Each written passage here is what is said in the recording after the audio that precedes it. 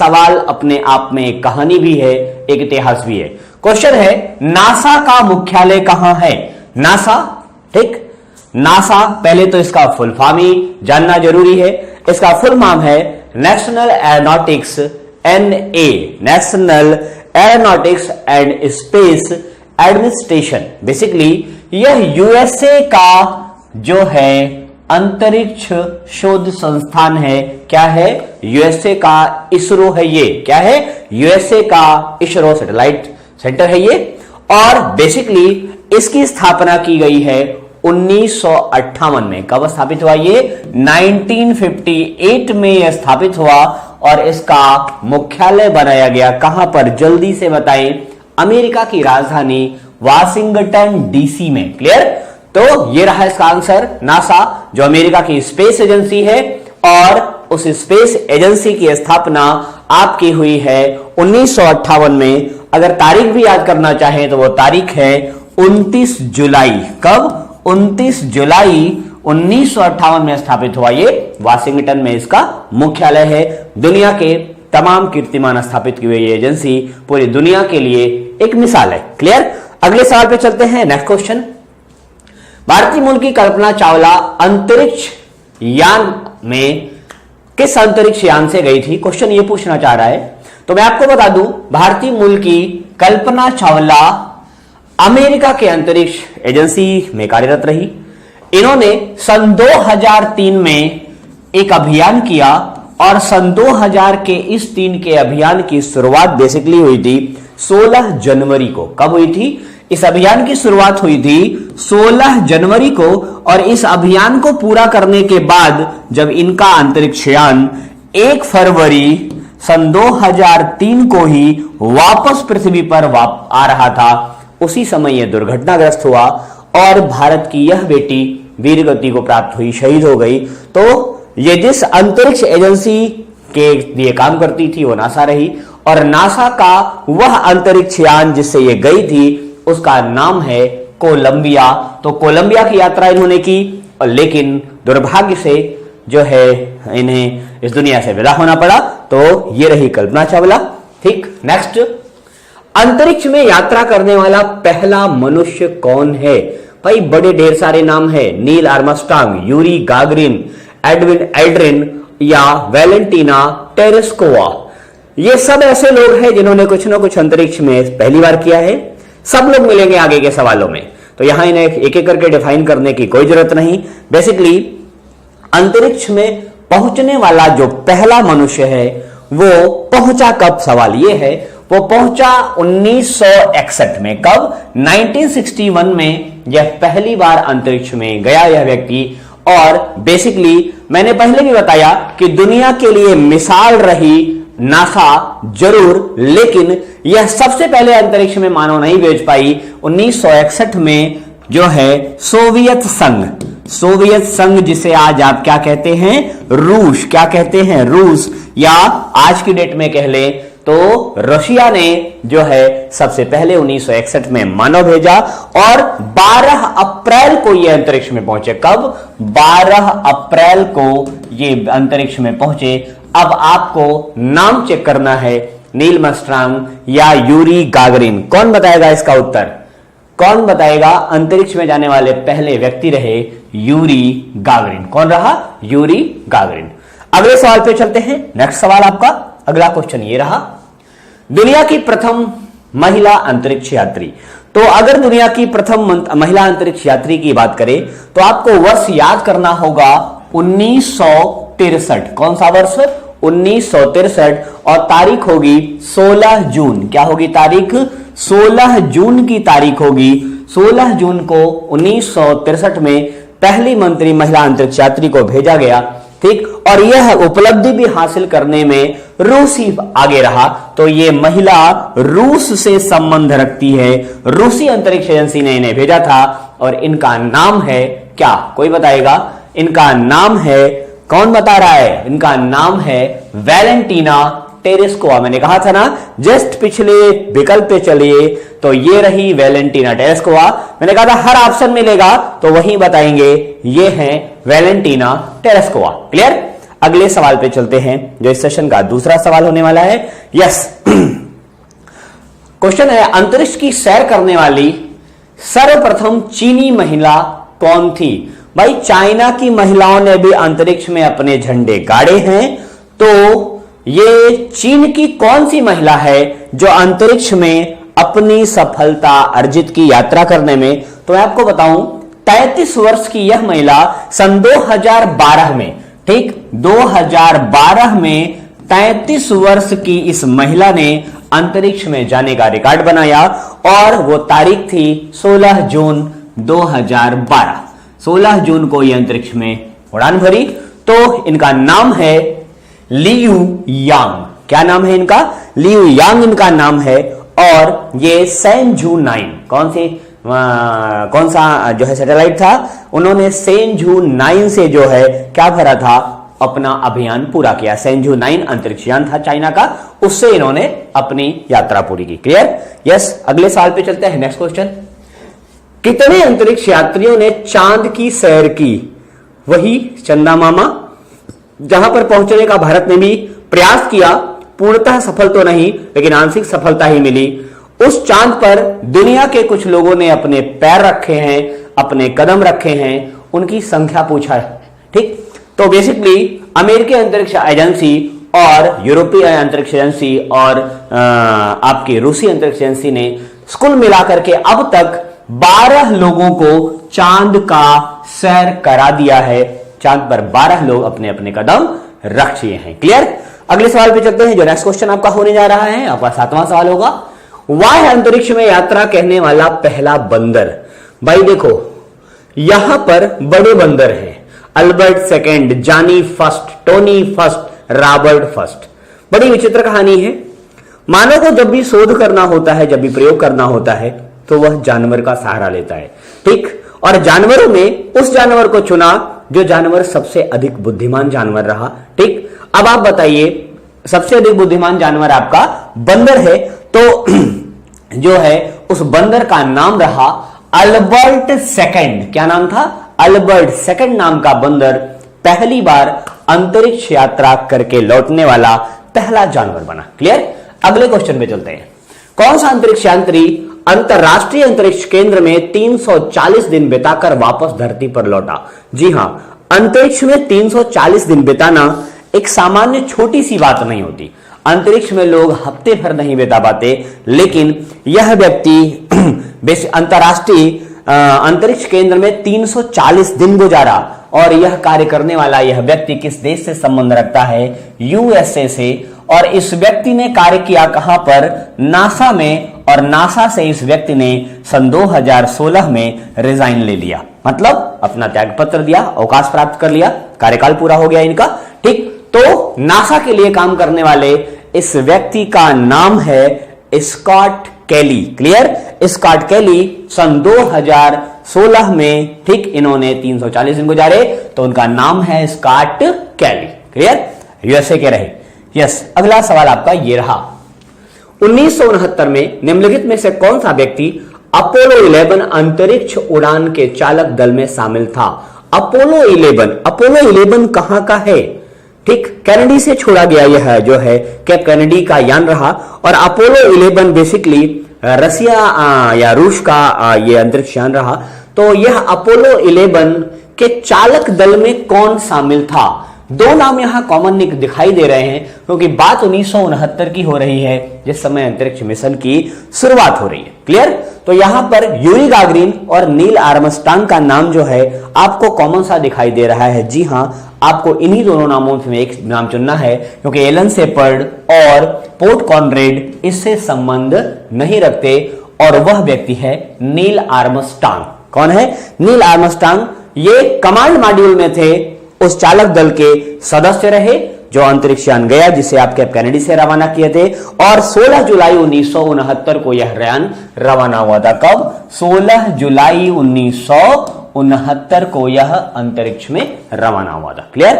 अगले सवाल पे चलते हैं, जो आपका 10वां सवाल होने जा रहा है। $20 मिलियन खर्च करके ऑर्बिट में 8 दिन गुजारने वाला पहला अंतरिक्ष यात्री निम्नलिखित में से कौन था? अंतरिक्ष यात्री, याद रहे कि दुनिया में कुछ लोग ऐसे भी हैं जिनके शौक निराले हैं। इन्होंने अपने उस शौक को अंजाम देने के लिए $20 मिलियन खर्च किया और ये कोई सामान्य आदमी नहीं थे। $20 मिलियन खर्च करने वाले ये यूएसए के व्यापारी थे। यूएसए के व्यापारी हैं, क्लियर। यूएसए का एक धनवान व्यापारी होगा तभी जो है वो $20 मिलियन खर्च कर रहा है।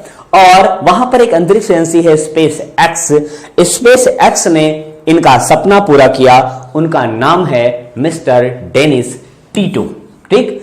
इन्होंने $20 मिलियन अदा किया और अंतरिक्ष में 8 दिन गुजारना, अंतरिक्ष में 8 दिन का जो है अनुभव में एकत्र किया और अंतरिक्ष में 8 दिन रहे। एक निजी तौर पर ये कोई भी एस्ट्रोनॉट नहीं है, ये कोई भी पायलट नहीं है, ये सिर्फ सैर करने गए थे, मतलब पिकनिक मनाने गए थे, क्लियर। अगले सवाल पे आते हैं। नेक्स्ट क्वेश्चन आपका ये रहा, आपका 11वां सवाल। रासायनिक हथियार निषेध संगठन OPCW का मुख्यालय है कहां पर, ठीक।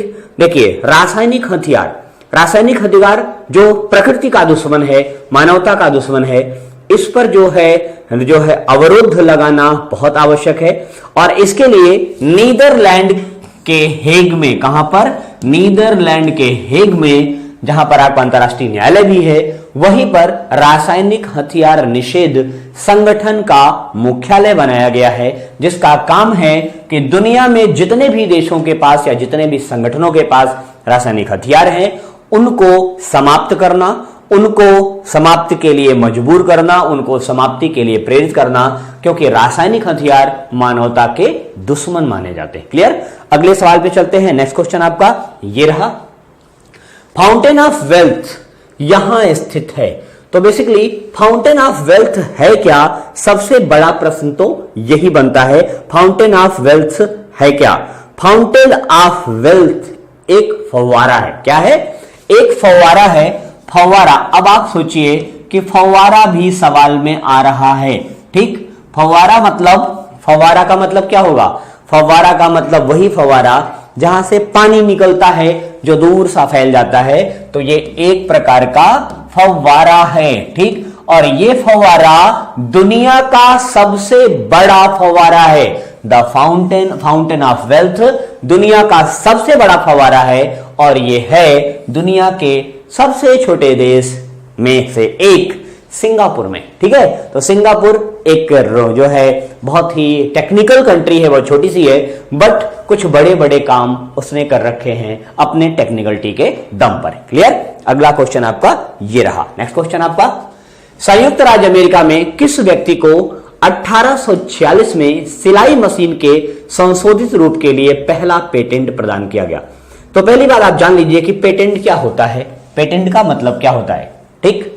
जब कोई व्यक्ति कोई आविष्कार करता है और उस आविष्कार पर पूरी जिंदगी अपना अधिकार बनाए रखना चाहता है, ताकि उसमें जो टेक्नोलॉजी लगाई गई है उस टेक्नोलॉजी का प्रयोग करके कोई दूसरा व्यक्ति उस प्रकार का आविष्कार न कर सके, और अगर उसकी तकनीक का प्रयोग करके कोई व्यक्ति अपना कार्य करता है तो उसे पेटेंट कानून के उल्लंघन में रॉयल्टी देनी पड़ेगी, उसे उसका भुगतान करना पड़ता है। इसीलिए लोग प्रोडक्टों को पेटेंट कराते हैं। तो सिलाई मशीन की जो मॉडर्न स्टेज की मशीन रही है उसे 1846 में पेटेंट कराया गया और 1846 में इसे पेटेंट कराया है इलियास होग महोदय ने। किसने? इलियास होग महोदय ने, क्लियर। आते हैं हम लोग अपने अगले सवाल पर। यस, ये रहा आपका 14वां सवाल।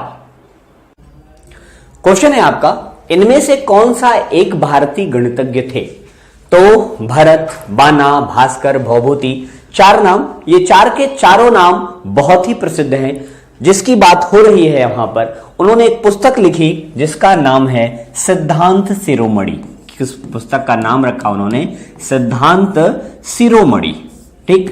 सिद्धांत शिरोमणि नाम की यह पुस्तक काफी पॉपुलर रही और इसके 4 खंड हैं, जिसमें एक खंड है आपकी लीलावती। क्या नाम है उसका? लीलावती, ठीक। दूसरा है बीज गणित। क्या है? बीज गणित, जो आपके गणित का आधार बना, ठीक। तो उस व्यक्ति का नाम है भास्कर। क्या नाम है? भास्कर। इसके 2 खंड ये रहे और ये भारत के सबसे प्रसिद्ध गणितज्ञों में गिने जाते हैं।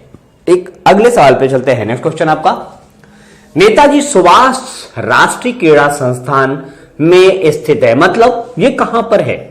तो ये संस्थान जो नेताजी सुभाष चंद्र बोस के नाम पर बना, ठीक, बेसिकली पहले यह सिर्फ राष्ट्रीय क्रीड़ा संस्थान के नाम से जाना जाता था और इसकी स्थापना हुई थी 1961 में। तो 1961 में स्थापित हुआ, लेकिन 1973 में इसका नाम बदल करके रख दिया गया नेताजी सुभाष राष्ट्रीय क्रीड़ा संस्थान। पहले यह सिर्फ राष्ट्रीय क्रीड़ा संस्थान हुआ करता था और यह वर्तमान समय में पटियाला में है। कहां पर है ये वर्तमान समय में पटियाला में। क्लियर? अगले सवाल पे चलते हैं। जी हां, नेक्स्ट क्वेश्चन 16, भारतीय कृषि अनुसंधान परिषद ICAR का मुख्यालय कहां स्थित है? तो जब बात भारतीय कृषि अनुसंधान संस्थान की आती है तो हमें अपने स्वतंत्रता के पहले का इतिहास याद आता है, क्योंकि यह कृषि अनुसंधान परिषद स्थापित हुआ था 1929 में और इस समय भारत गुलाम हुआ करता था। ठीक, इस समय भारत अंग्रेजों के शासन में था और इसे imperial council of agriculture research का नाम दिया गया था। ठीक है, यह imperial council of agriculture research था और 16 जुलाई 1929 को यह स्थापित हुआ था। स्वतंत्रता के बाद यह क्या एक नया नाम मिला, इसे भारतीय कृषि अनुसंधान परिषद का नाम मिला और इसका मुख्यालय कहां पर है? कौन बताएगा? इसका मुख्यालय आपके देश की राजधानी नई दिल्ली में है। कहां है? नई दिल्ली में है। क्लियर? तो फ्रेंड्स, ये क्वेश्चन बहुत ही मजेदार है, एंजॉय देने वाले हैं। अगला क्वेश्चन है, प्रसार भारती एक स्वायत्त निकाय है जिसके अंतर्गत आता है। प्रसार भारती एक समझिए कि करंट टाइम में एक निगम जैसा कार्य करता है। एक निगम एक स्वायत्त निकाय की तरह काम करता है। तो इसके अंडर में भारत सरकार के दो संस्थाएं काम करती हैं। एक संस्था है ऑल इंडिया रेडियो और दूसरा दूरदर्शन। तो ये दोनों संस्थाएं प्रसार भारती के अंतर्गत काम करती हैं। यह LIC ONGC की तरह एक निगम बना हुआ है और इस निगम को भारत सरकार अपने अंडर टेकिंग चलाती है और इसके करंट टाइम में चेयरमैन A सूर्य प्रकाश है। कौन है? A सूर्य प्रकाश इसके इस समय चेयरमैन है। क्लियर? तो इनका नाम पूछा जा सकता है आपसे। A सूर्य प्रकाश, परीक्षा बाद में होगी तो नाम बदल सकता है। ओके, अगले सवाल पे चलते हैं। नेक्स्ट क्वेश्चन आपका ये रहा, भारतीय विज्ञान संस्थान कहां पर स्थित है? जी हां, ये आपका 18 नंबर सवाल है। भारतीय विज्ञान संस्थान, जी हां, बताएं, कौन बताएगा? ठीक, भारतीय विज्ञान संस्थान कहां पर स्थित है? मुझे पता है कि मेरे सारे विद्यार्थियों को पता है। यह विज्ञान संस्थान, जिस विज्ञान संस्थान की बात हो रही है, यह विज्ञान संस्थान 1909 में स्थापित हुई और इस विज्ञान संस्थान के स्थापित करने में 3 लोगों का महत्व योगदान रहा। उसमें एक थे जमशेद जी टाटा, ठीक, दूसरी थी मैसूर रियासत, क्योंकि 1909 की बात है तो 1909 में आपकी स्थिति गुलामों की थी। ठीक है, तो 1909 में टाटा के प्रयास से, मैसूर के प्रयास से और साथ साथ इसमें योगदान दिया था भारत सरकार ने भी। ठीक है, तो इन तीनों के प्रयास से स्थापित हुआ आपका भारतीय विज्ञान संस्थान और इसका मुख्यालय कहां पर है? जल्दी से इसका रिप्लाई करें। इसका मुख्यालय अगर मैसूर विकल्प में है तो कहीं पर मैसूर का शहर बेंगलुरु दिखाई दे रहा है। जी हां, कर्नाटक के बेंगलुरु में। क्लियर? अगले क्वेश्चन पे चलते हैं जो इस सेशन का 19वां सवाल होगा। नेक्स्ट क्वेश्चन आपका, भारतीय अंतरिक्ष कार्यक्रम के जनक हैं। तो भारतीय अंतरिक्ष कार्यक्रम की जो है व्यवस्था करने वाली संस्था आपकी इसरो है और बेसिकली इसके जनक APJ Kalam, A Vikram Sarabhai, doctor के कस्तूरीरंगन और प्रोफेसर सतीश धवन में से ही कोई एक है। तो विक्रम A साराभाई आपके अंतरिक्ष कार्यक्रम के जनक रहे। इन्होंने 1947 में कैम्ब्रिज से अहमदाबाद लौटकर इसका कार्यभार संभाला, भौतिक अनुसंधान संस्थान की स्थापना की और यहीं पर इन्होंने जो है यह प्रयोगशाला 1966 से 71 के मध्य रही और यहीं पर परमाणु ऊर्जा का कार्यक्रम भी इन्होंने संचालित किया। तो इस भारतीय अंतरिक्ष कार्यक्रम के जनक डॉक्टर A विक्रम साराभाई हैं। कौन है? Doctor A Vikram Sarabhai. तो भारत के वैज्ञानिकों के सिरमौर माने जाते हैं साराभाई। यस, ये रहा आपका अगला और आखिरी सवाल। यस, अंतरिक्ष में प्रवेश करने वाली पहली या पहले भारतीय थे। ठीक, महिला भी हो सकती हैं, पुरुष भी हो सकते हैं अंतरिक्ष में प्रवेश करने वाले। तो मैं आपको बता दूं, ये महोदय या जो भी हो, ठीक, ये 1984 में अंतरिक्ष में गए। कब? ये 2 अप्रैल 1984, 2 अप्रैल 1984 में अंतरिक्ष में गए और इन्होंने अंतरिक्ष में 8 दिन गुजारे। कितने? 8 दिन की यात्रा की और जिस यान से गए थे उसका नाम था सोयुज। क्या नाम था? सोयुज नाम के यान से गए थे। ठीक, इनका नाम है राकेश शर्मा। ठीक, राकेश शर्मा पहले भारतीय रहे जो 1984 में अंतरिक्ष की यात्रा करके लौटे। क्लियर? और 8 दिन तक इन्होंने अंतरिक्ष में अपना समय गुजारा। Clear friends? तो आज के सेशन का ये आखिरी सवाल था। आपकी 20 क्वेश्चन की डिमांड भी मैंने पूरी कर